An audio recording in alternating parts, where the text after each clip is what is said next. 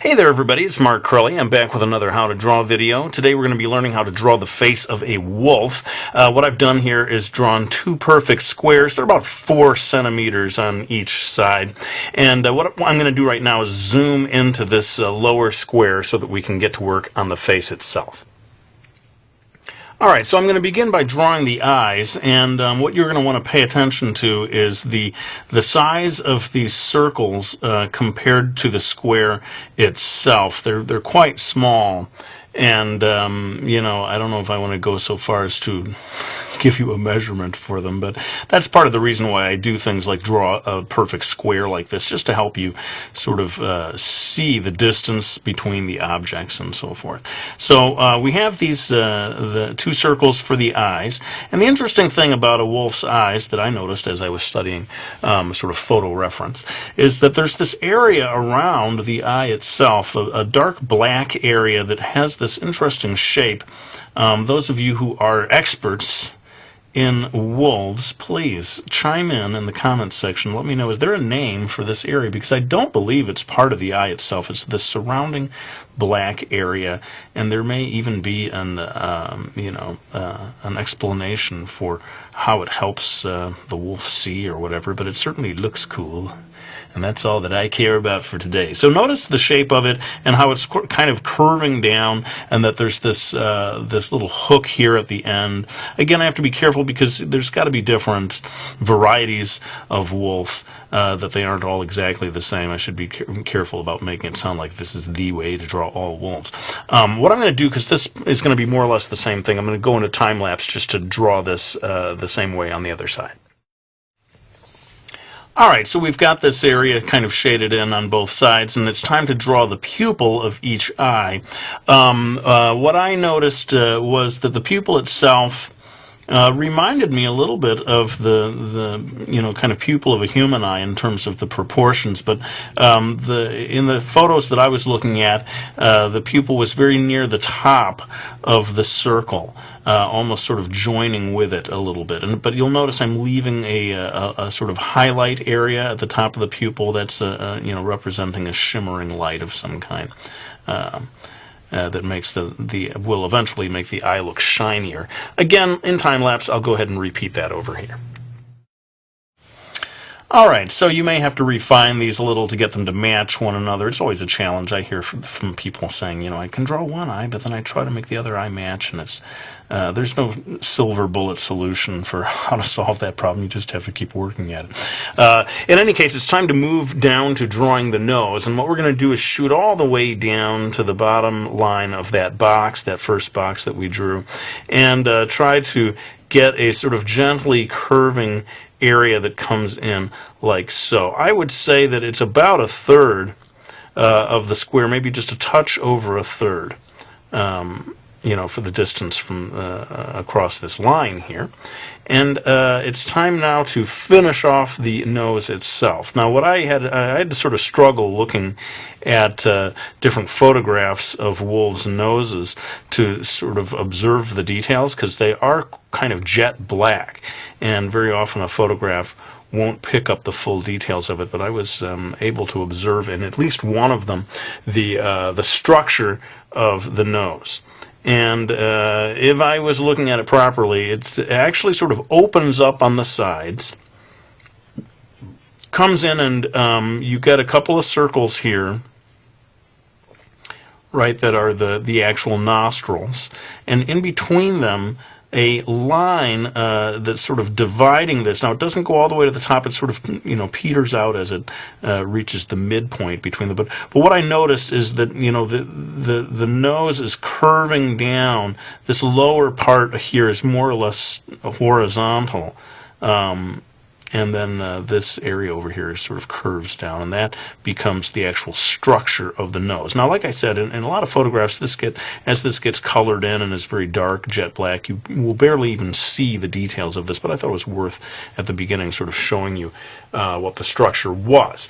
Now, I guess I can go in and sketch a little bit of the dividing lines that you're eventually going to see. This has more to do with the patterns of the fur, and again, I must must assume that different types of wolves are going to have different patterns of fur, but I'm going to just go ahead and draw in here a line that is going to help us separate out the sort of darker fur from the lighter fur. And you'll eventually see that on this side over here there's a patch of white, basically. And that the line here is showing me where I will want to be putting some gray fur. And eventually I want to focus on the direction that all these various pieces of fur take as they cover the face. That can be quite a challenge, because they do sort of shoot off in different directions. But before we get onto that, I think I've got enough space here with the way the camera is focused to draw the rest of the mouth. So let's go down here underneath the nose, doing a gently sort of frowning looking line. It's kind of funny that I'm saying frowning, because as I looked at photographs and studied this, it does sort of curve up. There's an area here that normally we human beings would look at it and say, he's smiling. The wolf is smiling at me, which is not the case, I don't think, unless, I don't know, I mean, you'd have to ask the wolf. Hey, dude, are you smiling? What is this? What's with the curving line going up on either side? But I found that, indeed, looking at a great many photographs from this point of view, the line of the mouth does kind of curve up. And you'll see later on when I go to the shading part of the video that this area ends up being quite dark, kind of blackened. And the last thing to put in here, although I fear I'm getting down to the bottom of my video, hang on, I'm just going to shift the focus for a second. Just wanted to make sure that you would see the extent of the bottom of the mouth here. And that basically gives us the details of the face. A lot of it comes in with the shading later on. But let's pull back, refocus, so that I can show you where the top of the head and the ears come in. So what I'm going to do now is extend this line across that I had here initially. This is going to just sort of help me figure out how to place the ears, right? So this line goes across like so. Now the one other thing, if you can, is just sort of estimate a repetition of that square over here, right? So you get around the same thing. And you can drop in another line like so, and also over here, so that you basically get one final set of guidelines here for drawing the ears. Now, I know a lot of people hate to draw guidelines, and if so, just skip that part. Just stick your fingers in your ears and say, this can't be happening. He is not drawing more guidelines. It's not, no, there are no more. He's done. But I do find them useful for making sure that I see the spaces between things. Now I'm drawing the top of the head here, sort of an unusual curving shape that comes to a little bit of a peak as it nears the top of that first box that we drew oh so long ago, way back at the beginning of the video. And it's time now to finally move on to drawing the ears, the moment you've all been waiting for. Can he do it finally, the ears? Now, if you see where there's this intersection of those two lines, that's going to help you maybe see where the ears, where one of them anyway, begins. Of course, you want to focus on the angle of this line. And then maybe in terms of figuring out the extent of the ear, see where this the second line comes in. I would say about 2/3 of the way across there.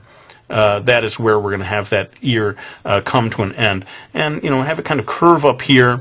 It's not going to come to a super sharp point. It's sort of what we would call a rounded point. Oh boy, here I am having to refocus probably. Hang on a second. Just wanted to pull back so you could see the full extent of it. But yeah, it's not coming to an absolute point. It's sort of a curved point up here. And as we come across here, you're going to find that, there's very, very tiny little fur, bits of fur that cover the ear towards the peak. But as it comes down, we get the fur, each piece of fur, does that make sense? Piece of fur, getting longer and longer, and sort of fanning out, the lines coming horizontally out here at much greater lengths. And then, as I said, they get smaller and smaller as it reaches the peak of the ear. Now again, this involves repetition here, so I'm going to go ahead and do this other ear in time-lapse. All right, so we finished both of the ears, and I'm going to come in here and show, again, sort of focusing throughout this drawing on the length of the fur, because it is quite different lengths on different parts of the face. But we get a lot of vertical fur coming off the top of the head, sort of at a mid-length, not super long, not super short. And, looking at this, someone might look at this drawing and say, boy, it looks a lot like a dog rather than a wolf. But the truth is, as I studied photographs, and indeed dogs and wolves are related, you will find that there are, it's very subtle differences, I think, between a dog and a wolf's face. When it comes to doing a drawing of one. Now what I'm doing here is adding a sort of a dividing line that shows, again, where I'm eventually going to be shading in a gray area versus a white area. And so these two lines here especially, and I noticed in some photographs that there was an area above each eye that almost looked like an eyebrow, almost like a human eyebrow. But maybe just a sort of a dark area. I don't believe it, serves the same function as an eyebrow. Who knows? Again, if you know more about wolves than I do, and I'm sure you do, it ain't saying much, because this guy knows nothing about wolves. Tell me about that if you have also observed this sort of black eyebrow-like area above each eye. Well, we're getting to the point where I want to start talking about the direction of the fur on the head. And I'm going to do this kind of quickly and show you how you're getting a lot of small, short, vertical lines here. These are not the final lines. This is just kind of to show you the direction of things. Maybe I should zoom in a bit more so that you can see this more clearly. So yeah, as I studied these photographs, I began to try to get a sense of what direction the fur goes in, so that, you're not just sort of randomly filling this in with lines. But certainly we get a lot of vertical line fur direction right here across the upper part of the snout. And then it begins to fan out in these, different directions, heading gradually off to more of a horizontal direction. And in fact, I would say, based on the photographs that I saw, that it's the lines have gone horizontal even by the time they're above the eyes, just as sort of a guideline. And again, you will be focusing on the length of these lines, very short right here, especially as you come down the snout, and then getting longer and longer as you reach the top of the head and head out towards the extremities of the face. By the time you come out here, again, you're getting very long, not super long, but midway long, I guess I would say, lines that are gradually beginning to point down in a sort of curving vertical direction. And the farther you go down, the longer these lines of fur get. I want to make sure I don't go past the limits of what the camera can see right now. So let's go ahead, and while we're down here, I would say the very shortest pieces of fur are as you come down across the snout toward the nose, and the fur gets so short, each individual piece of fur, I don't know what to say, like hair? What? I don't even, of course, you never know. You never know what the words are. But anyway, the lines that you're doing to represent the fur here become very short indeed, all across the snout. And as I said, there is this sort of dividing line across here with the snout of darker lines that are almost, you're just sort of shading in, I'd say at this point, an area that's darker versus an area over here, and I'll go ahead and erase that guideline so you can get a sense. This whole area right in here, at least again in the photo that I studied, it had a much lighter, whiter area. So you're going to see that I'm leaving this area very blank. Now, happily, in terms of saving time on this video, a lot of this is sort of mirror imaged over here, right? So I'm not going to sort of repeat the whole drawing process over here. You can imagine it being repeated. But I want to talk about one last thing before I think we're going to have to kick all of this into time-lapse to do some, to sort of finish off the shading. But there, in the photo that I studied, there was a white area below and above each eye. So this area here just across the bottom edge of the eye, and then kind of coming up here above that eyebrow-ish area was a secondary white area. Again, there's got to be different patterns for different breeds of wolf.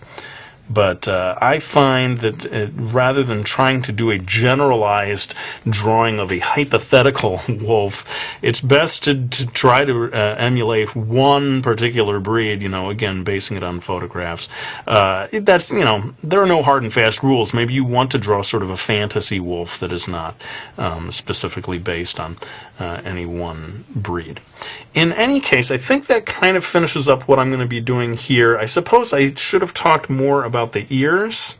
Maybe I can come in at the end. I'm going to come in at the end and talk about the patterns of the ears. But for now, let's kick it into time-lapse to darken this up. And people are always asking, what pencil do I use? It is called a black Prismacolor colored pencil. That's the pencil I'll be using for some of the darker lines. And, of course, this Dixon Ticonderoga is the pencil I've been using all along for the initial guidelines and so forth. But enough of me jabbering already. Let's get on to the time-lapse part of the video where I'm going to do all of the shading.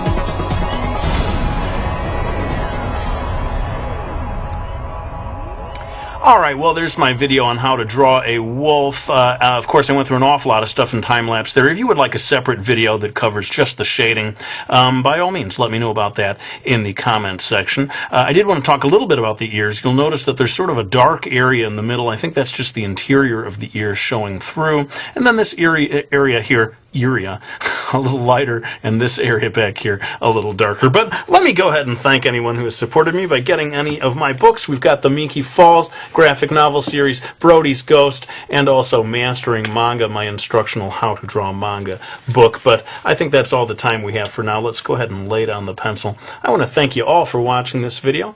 I hope you found it useful, and I'll be back with another one real soon.